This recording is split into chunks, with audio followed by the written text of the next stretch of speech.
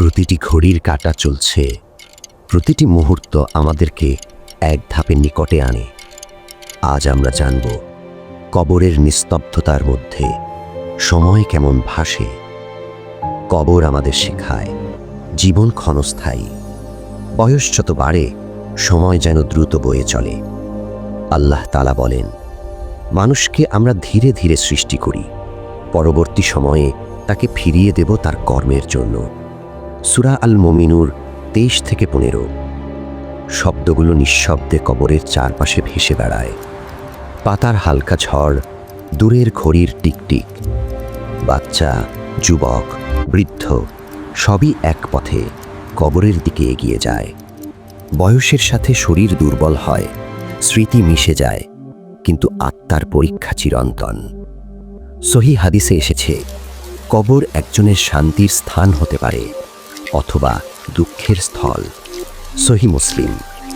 বৃষ্টির ফোঁটা পড়ে কবরের উপর, নদীর ধীরে ধীরে স্রোত, পাখির দূরের ডাক।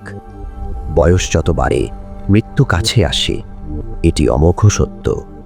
আল্লাহ তাআলা বলেন, প্রতিটি প্রাণী মৃত্যু স্বাদ গ্রহণ করবে।